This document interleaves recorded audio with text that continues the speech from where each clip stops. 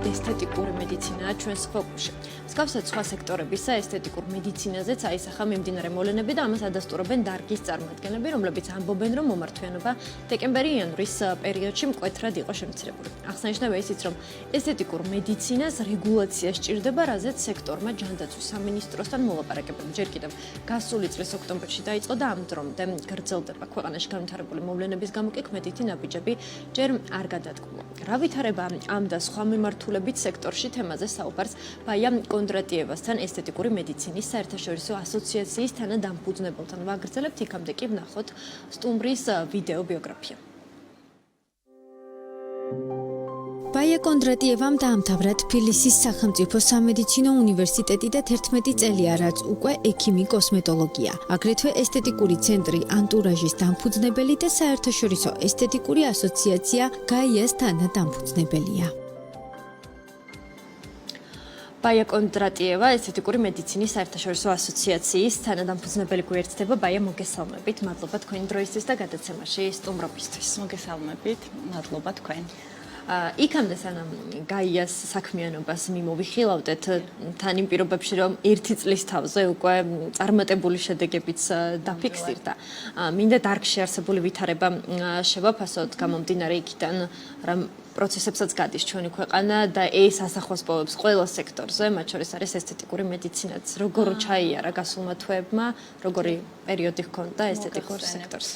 იცით, როგორ არის, გამომდინარე იქედან, რომ ესთეტიკური მედიცინა ზოგადად ძალიან გრძნობიარეა ნებისმიერ საკითხზე, რადგან ჩვენ არ ვართ ურგენტული გადაუდებელი თერაპიის სპეციალისტები და ეს უფრო ფუფუნებას შეესაბამება და განწყობაც კი ქმნის ერთგვარად, რა თქმა უნდა, გარკვეული პრობლემები იყო, კლება აღინიშნებოდა, მან რამოდენიმე ფაქტორია ასევე მომატებულიც არის რეალურად სპეციალისტების რაოდენობა განუსაზღვრელია.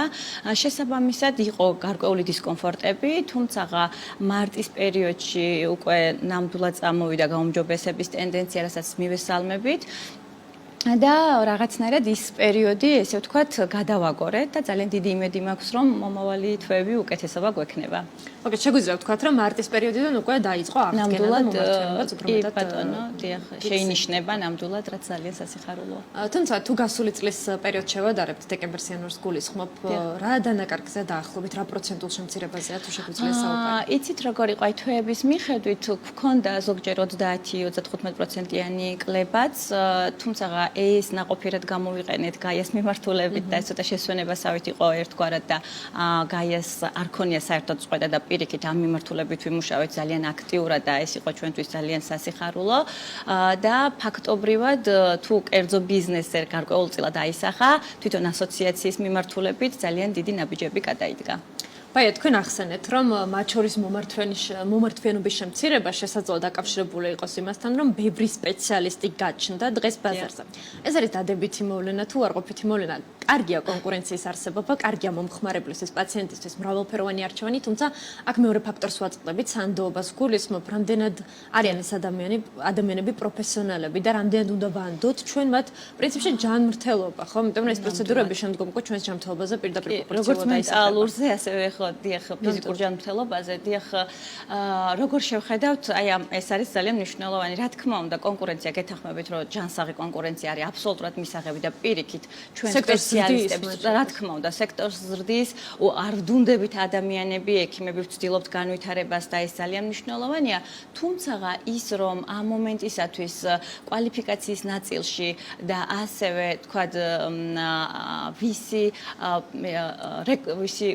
ვინ შეიძლება ატარებდეს, მოკლედ რომ ვთქვათ, ამ პროცედურას, ცოტა იმან გვაქვს ბევრი კითხვის ნიშანი და აი ძალიან დიდი იმედი მაქვს, რომ აი რეგულაციების ნაწილში ეს იქნება გამოსწორებადი და ხო აი ვისი კომპეტენცია უნდა იყოს კონკრეტულად, ვინ უნდა აკეთოს, რა გარემოში უნდა კეთდებოდეს, რომ მაქსიმალურად დაცული იყოს როგორც ექიმის, ასევე პაციენტის უსაფრთხოება. კი ბატონო, ბაია, თქვენ რეგულაციებიც ახსენეთ, რომელიც შესავალშიც ვახსენეთ, რომ დაახლოებით ოქტომბრიდან არის უკვე ჯანდაცვის სამინისტროში მიმართა, რომ დარგჭირდება რეგულაცია. აქ რა ეტაპზე ვართ და ზოგადად რა შეცვლის ბაზრის რეგულირება, სექტორის რეგულირება. მოგახსენებთ, ჩვენ თვითონ გაია გახლავართ აი შუამავალი რგოლივით, ესე ვთქვათ, აი მარეგულირებელ სექტორსა და პაციენტებსა და ნუ ჩვენს კოლეგებს შორის. ანუ ეხლა მიმდინარეობს გარკვეული, ესე ვთქვათ, რეგულაციებზე საუბარი, ამაზე ცალკე შეგვიძლია მე უკვე შემდგომ გადაცემა დავუთმოთ, იმიტომ რომ ეხლა იდგმება გარკვეული ნაბიჯები და უფრო კონკრეტულად მე შეგვეძლება, თუმცა რაც შემიძლია გაიას მხრიდან ვთქვა, ძალიან მნიშვნელოვანი ეს გახლავთ, რომ უკვე დავიწყეთ არსებული აი 500 ადამიანი, უკვე 500 სპეციალისტის გვაერთიანებთ უკვე 1 წლის განმავლობაში და გვაქვს ძალიან საინტერესო აი განვითარებას რაც შეეხება მათთვის ეს შეიძლება იყოს აი პროფესიულ ზრდაში რაც დაეხმარება მათ ასევე პაციენტებისთვის მათ შეუძლიათ ნახონ სპეციალისტებზე ამომწურავი ინფორმაცია ჩვენს ვებგვერდზე და აი ეს კონკრეტული საკითხები რაც უშუალოდ მე შეიძლება თვითონ მარეგულირებელმა ორგანომ დაანერგოს ამისთვის მზაობა გვაქვს რომ ჩვენ მაქსიმალურად თანამშრომლობთ და მაქსიმალურად კომფორტულად გავიაროთ და სწორად გავიაროთ ეს ნაბიჯები. რა არის ის თავარი მიზეზი, რატომაც დადგა დარგის რეგულირების საჭიროება? პირველ რიგში ალბათ აი ეს რომ ძალიან პოპულარული გახდა თვითონ ესთეტიკური მედიცინის სფერო, მოთხოვნადი გახდა. შესაბამისად, იმატა სპეციალისტების რაოდენობა ამაც და ამ მომენტისათვის ძალიან ისეთი არის ყურადსაღები ეს რომ ფაქტობრივად თვითნებურადაც ძალიან ბევრი იწყებს ამ დარგში მოღვაწეობას, რომელიც აი ვთვლი რომ ყველაზე დიდი პრობლემა ეს გახლავთ, იმიტომ რომ აქ ის რისკები რაც შეიძლება შემდგომ წარმოიშვას აი ეს პრობლემები რომელიც შემდგომ უკმაყოფილო პაციენტი გართულებული პროცედურა აი ამ ყველაფრის მართვა შემდგომში გაცილებით უფრო რთულია, გაცილებით უფრო დიდ დროს და ფინანსებს მოითხოვს და როგორც ჩვენ აღვნიშნეთ, ანუ ეს ეხება ადამიანის ჯანმრთელობას, აი ამიტომ აი ეს არის ძალიან ისეთი გრძნობიარე ყველაზე და ისეთი საფრთხილო მომენტი. კი ბატონო, ბაია, თქვენ ახსენეთ გაიას წარმატება 500 წევრი 1 წლის განმავლობაში უკვე ნამდვილად წარმატებული შედეგია და ასევე ახსენეთ ისიც რომ იმ პერიოდში როდესაც ცოტა შენელდა მომართვიანობა კერძო ბიზნესში გაიამ მოახერხა ეს დრო აითვისებინა და ემუშავა კონკრეტულ ნაბიჯებზე. რა არის თავარი სამიზნეები, რაც უკვე შემუშავდა ფოკუსი და დღის წესრიგი როგორ გამოიყურება გაიას? ჩვენ ზუსტად 1 წლის წინ გვქონდა ძალიან დიდი ღონისძიება კონფერენციის სახით, სადაც ვისაუბრეთ ჩვენს კოლეგებთან ერთად საჭიროებებზე, როგორ უნდა განვითარდეს დარგი, ამაში რა წვლილი უნდა შეიტანოს თვითონ გაიამ და თითოეულმა წევრმა. დღეს როგორც ვახსენეთ, უკვე 500 ადამიანია გაერთიანებული და ჩვენ ვცდილობთ აი საერთაშორისო პარტნიორებთან ერთად ამ ადამიანებს, ვინც უკვე გაწევრიანებულები ვართ გაიას ირგვლივ, გვქონდეს პროფესიული ზრდის საშუალება პირველ რიგში, გვქონდეს ერთიანობა, რომ აი რაღაცნაირად, როდესაც თქვა კრიტიკული სიტუაცია ან რაღაც კითხვები არსებობს, სწრაფად მოხდეს რეაგირება და ვიყოთ ჩართული აქტიურად და რაც ყველაზე მნიშვნელოვანია, აი ყველა ის ინფორმაცია იქნება ხელმისაწვდომი, რაც მათ პროფესიულ ზრდაში სჭირდებათ პრინციპში და ჩვენთან ერთად კიდევ უფრო დაიხვეწება დარგი. კი ბატონო, როგორც ვიცი, ასოციაცია ასევე მომხმარებელს აძლევს შესაძლებლობას პაციენტს თუ დაზარალებულია ვებგვერდზე შევსოს ინფორმაცია ამასთან დაკავშირებით, ხო ეს?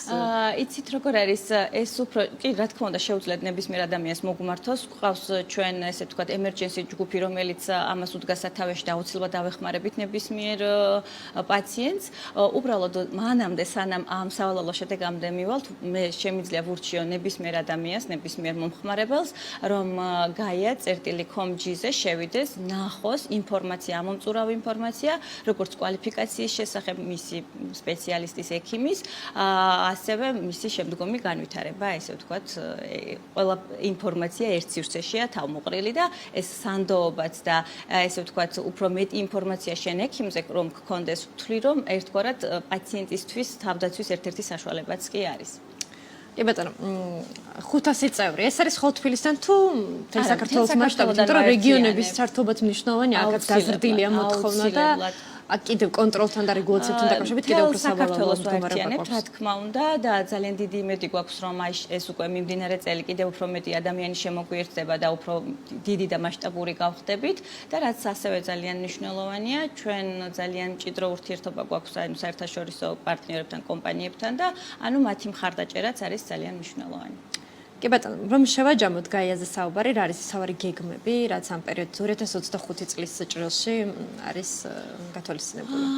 პირველ რიგში ჩვენ უკვე როგორც აღნიშნე დავნერგეთ და ეს საინფორმაციო კონფერენციები, სადაც ვისაუბრებთ ყველა პრობლემაზე, დარგში არსებულ პრობლემაზე, გავუზიარებთ ერთმანეთს ჩვენს გამოცდილებას, გავიზრდებით როგორც პროფესიონალურად, ეს არის ყველაზე მნიშვნელოვანი.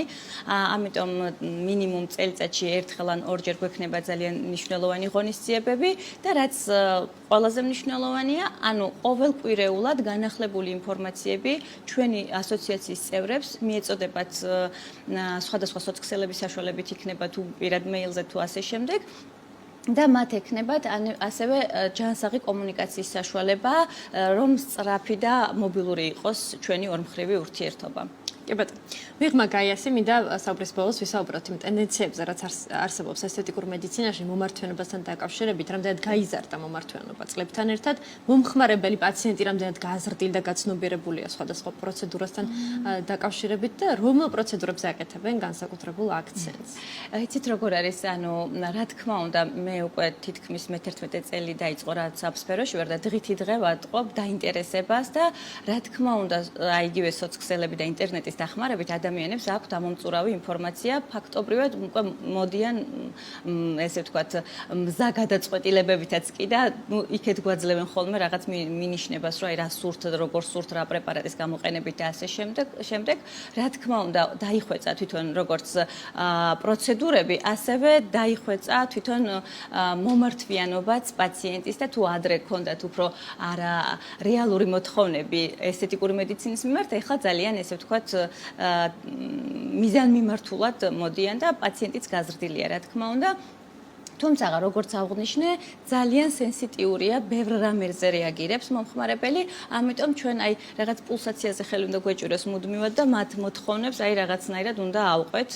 არ ვიცი ხა სხვა ბიზნესის, სხვა სექტორში როგორ არის ხოლმე, მაგრამ აი ჩვენთან აი განწყობაც კი ქმნის, ესე ვთქვათ, ბიზნესზე გავლენას განწყობაც კი ქმნის, ასე რომ რამდენად საინტერესოა ქართული ესთეტიკური, საქართველოს არსებული ესთეტიკური მედიცინა საერთაშორისო ვიზიტორებისთვის, იმიტომ რომ ჩვენ ვიცით, რომ სამედიცინო ტურიზმის ერთ-ერთი მნიშვნელოვანი შემადგენელი სწორედ ესთეტიკური მედიცინა, მასშტაბით პლასტიკური ქირურგია. რამდენად გააქვთ პრეცედენტები და რამდენად იზრდება ამ მიმართულებით მოთხოვნა? იცით როგორ არის ეს დარგი და განსაკუთრებით ახლა მედიცინა ზოგადად, რა თქმა უნდა, შეუძლებელია საერთაშორისო ურთიერთობების გარეშე განვითარდეს და როგორც ცალკე აღებული შენ ქვეყანაში სხვანაირად წარმოუდგენელიც კი არის. რა თქმა უნდა, ჩვენ გვაქვს ძალიან მჭიდრო ურთიერთობა და სულ ვცდილობთ, რომ აი საერთაშორისო კონფერენციებს არ გამოვაკლდეთ, დავესწროთ, გავიგოთ მიმდინარე სიახლეები, მე უკვე დავნერგოთ საქართველოში ჩვენ მომხმარებელთან და ასე შემდეგ. და ფაქტობრივად გვაქვს ამის ფუფუნება, რომ წელიწადში ორჯერ, სამჯერ აი ესეთი მსგავსი ეს გაცვლითი იქნება თუ ეს საშუალებები არის ნამდვილად და და ბოლოს კითხავთ ფასებთან დაკავშირებით, რამდენად იზრდება ფასები, რამდენად ძვირდება მომსახურება მომხმარებლისთვის და ზოგადად აი რა ტენდენციაა ამ მიმართულებით? იცით როგორ არის, ანუ ბაზარზე დღეს ძალიან დიდი არჩევანია პრეპარატების, რომელსაც ვიყენებთ. რა თქმა უნდა, როდესაც ჩვენ ვსაუბრობთ მაღალი სტანდარტის პრეპარატებზე, ფასის შესაბამისად უფრო განსხვავებულია და უფრო მაღალია, თუმცა ბოლო პერიოდის განმავლობაში ვინარჩუნებთ გარკვეულ სტაბილურობა, კი, ამ მიმართულებით სტაბილურობა, თუმცა კონკურენციის ნაწილში აი დაბალხარისხიანი პრეპარატების შემოსვლა განაპირობა ის, რომ თქვა რაღაც პროცედურებზე თითქოს იწევს ფასი, მაგრამ ეს არის ხარისხზე. აბსოლუტურად მიბმული, შესაბამისად, რაც უფრო ნაკლებ ხარისხიან პრეპარატს ვაკეთებთ, ღირებულებაც უფრო ნაკლებია და რაც ვახსენეთ, რომ იმდენად მოიმატა უკვე და იმდენად უკონტროლო გახდა, სად რა ვითარებაში კეთდება და რა ტიპის პრეპარატს აკეთებენ, იმიტომ რომ როდესაც ჩვენ ვსაუბრობთ მაღალი კლინიკური კვლევის პრეპარატებზე, შეუძლებელია ის დაბალი ბიუჯეტური იყოს, ეს შეუძლებელია. ბაია, ძალიან დიდი მადლობა გადაცემაში სტუმრობისთვის, საინტერესო ამბების გაზიარებისთვის და მოკლედ ჩვენ თავი ფოკუსი არის გაია ამ შემთხვევაში და მოვიკითხოთ უკვე იმ მიზნების განხორციელების ეტაპებს, რაც აქვს პრინციპში უკვე 500 ადამიანს ერთად დასამტვრად. მადლობა კიდევ ერთხელ ბაია კონდრატიევა ესთეტიკური მედიცინის საერთაშორისო ასოციაციის თანადამფუძნებელი იყო ჩვენი სტუმარი.